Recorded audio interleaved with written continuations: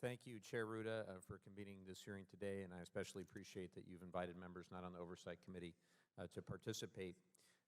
The Trump EPA's questioning. Thank you, Chair Ruda, for convening this hearing today, and I especially appreciate that you've invited members not on the Oversight Committee to participate. The Trump EPA's efforts to undermine the federal and state status quo on auto emissions are a disaster, and unfortunately they're typical for this administration that is putting polluters first. In this case, the EPA's actions are even more egregious than usual. That's saying a lot. The transportation sector is the nation's largest source of carbon emissions, and the standards that the EPA is working to undermine were created with the support of industry, labor, environmentalists, and many more. Governor Brown, I'm so grateful for all the work that you've done for the state of California for many years, and it's great to see you here. As you know, California has a long bipartisan history of support for cleaner air and for dealing with greenhouse gas emissions. President Reagan, as governor of California, created the California Air Resources Board. President Nixon created the EPA and signed the Clean Air Act into law, and it goes on in decades since in California. And it's just unfortunate that President Trump and his administration insist on undermining decades of bipartisan progress. And unfortunately, this has a tangible impact on every Californian, on every American.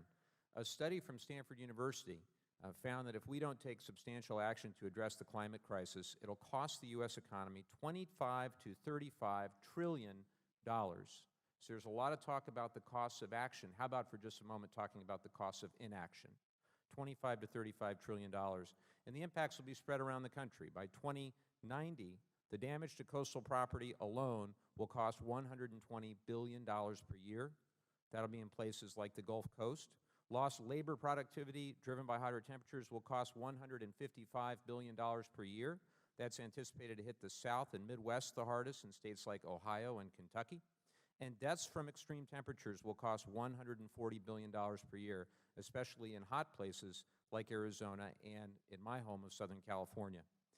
Governor Brown, in California, we've already experienced wildfires made more extreme by the changing climate, and they've cost the state's economy a lot of money and tragically taken the lives of residents. We're even seeing that today and this week.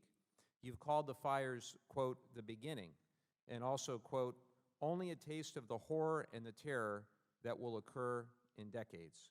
Governor, can you expand on these comments? Yeah, the horror is that the world that we take for granted and that has allowed civilization to flourish and the species that constitute the web of life to be and to flourish, all of that is under threat from a changing climate. The fact that we have 7 billion people on the planet, there's 100 million cars, and we may go to 200 million, and we've got coal mines and all the rest of it, it is changing the world.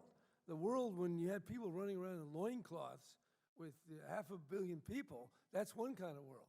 We are, through our technology, creating wonderful prosperity, but the dark side is the destructive fallout of our technology. And we've got to transform. We've got to change it. And if we don't, the seas will rise. Well, one thing, greenhouse gases are 405 parts per million right now. That's the highest. The last time it was that high, the sea level was over 30 feet higher. That means that could happen again. You can say goodbye to parts of Florida, parts of Southern California, and New York City. This is real. Now, I guess the Republicans say, well, don't worry, it's not going to happen in my watch. I remember a guy from one of the utility companies, after a fundraiser for me, he had a couple of drinks, and he walked out, and he said, I hope this damn nuclear plant doesn't go off during my watch. And we'd all had a few drinks that night, and we didn't take it too seriously. Well, we don't want the climate change to go off on our watch, because you can't change the climate. When it's cold out here, you can't make it warm. And pretty soon, the extreme events will be occurring, and who will suffer most? Poor people. The rich people will buy their little air-conditioned bubble and all the rest of it, but this will exacerbate the inequality, exacerbate the migrations of the world, make war more likely. It's not pretty. And the people who do this now to stop what's right, This will be on your conscience. The blood is on your soul here, and I hope you'll wake up, because this is not politics. This is life. This is morality. And there's no, I would like to resort to a little bit of obscenity here, because it irritates me. This is real. And if we're wrong, prove we're wrong. But if we're right, get on board. Governor, I have nothing else to say. I can't follow that. I will yield back my time.